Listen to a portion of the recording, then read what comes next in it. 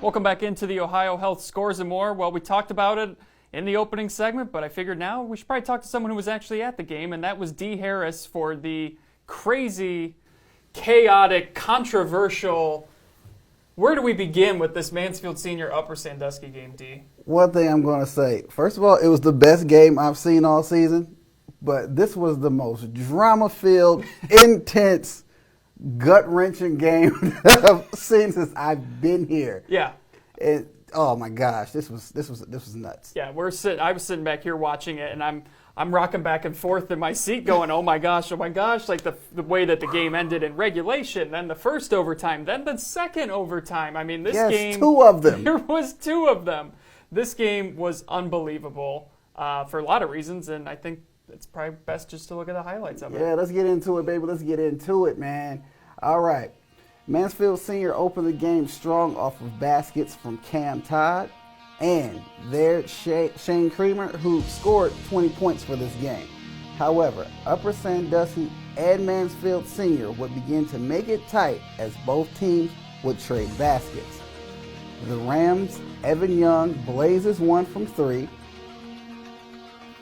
and on his 13-point night, it was followed by a Trent Beamer lay-in.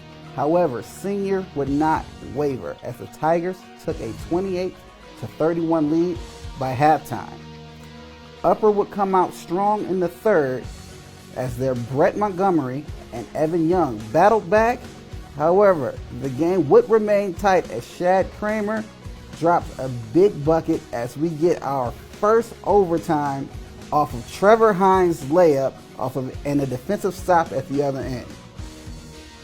Now, both teams came out swinging with more back and forth action, and neither squad could really get the job done or really get the odds in their favor, which, this resulted in a second overtime, which went down in very controversial fashion, where in the final moments, the Tigers,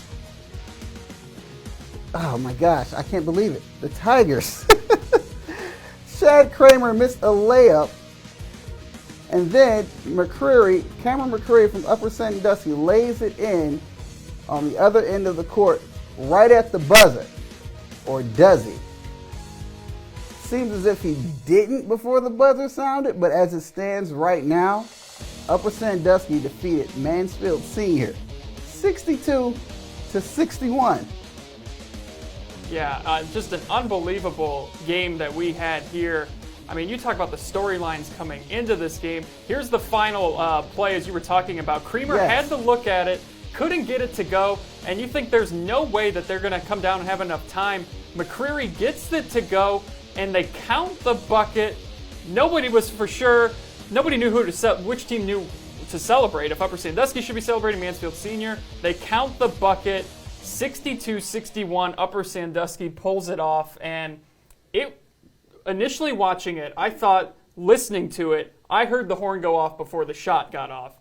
Now, if you look at the video of it, it's a lot more difficult to say, but we're going to take a look at it and go frame by frame here for you, because it's close, and this is a hard call to make in real time if you're an official. The only way we're able to determine it is to go frame by frame, and you can see it looks like it's still in his hand right there. And the clock is at 0. So in my opinion, he didn't get it off in time. I know that's a tough call to make in real time, but you hate to see a game end in this fashion with what's at stake. Absolutely. I mean, especially with the tremendous hustle both teams. Like, this was a battle. Like, no one had more than, a 2 or 3 point lead this game. And especially to see it go back and forth and be as competitive and as entertaining as it was. I mean, the crowd was into it the whole time. Neither team wavered. And just to see it end off of a disappointing, kind of non-finish like that. Yeah. I mean, it was a little disheartening, but from where I stood... I was just about to ask you. I was in the third or fourth row, and I heard the buzzer go off before I even saw his hand come up for the layup. So it was a very weird ending, and it was a little disconcerting, you know what I mean? But as it stands, Upper Sandusky advances. Adam, do we have a chance to look at that zoomed in? Is that a possibility for us to take a look at it? Let's do that. Because here's a closer look at it again. And You see the clock, 0.5, 0.4, 0.3, 0.2. I mean, this is a heck of a play by McCreary, no doubt about it. That's still in his hand to me. Yeah. It's a little, but again, we have the luxury to go frame by frame, and in real time, that's really tough to make because it's out of his hand. And I mean, that is literally a 1/10 of a second we're talking about here. So that is such a difficult call to make. And it's just, I mean, with this game, somebody had to win, somebody had to lose. It's an unfortunate way to lose a game if you're Mansfield Sr., but you have to give Upper Sandusky a lot of credit tonight, too, because they had some starters out in this game, and they weathered the storm. Mansfield Sr. came out and took a 2MD in that first quarter, but they found a way to come out and get the job done. Absolutely. You know, Upper Sandusky, one thing I noticed that they did during this game was they kept feeding the big man. Their big guy, Gavin Carey, he finished with a team high of 15. Mm-hmm. That's a big boy. He was moving him out of the way, dropping that layup in. But at the end of the day, both teams probably put in one of the most competitive performances that I've seen all season, first of all. Second of all, Mansfield Sr., they fought hard. I mean, it's a disappointing way to go out, disappointing way to lose a game, but you can't hold your head low. You can't hang your head. You know you gave it your best effort. I mean, they hit Upper Sandusky in the mouth hard several times. And also, even though we came down to that it was a controversial ending to this game.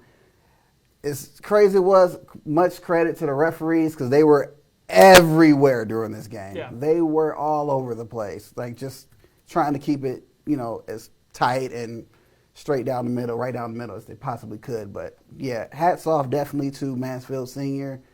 You guys fought hard. But, at the end of the day, somebody's got to lose, somebody's got to win, and sometimes it's just not your day. It is not. But it was your day tonight, Dee. Good stuff. Great season, too. Look forward to seeing you again next season. Oh, yeah, for sure, man. This is like 2 seasons in a row. Been a heck of a ride.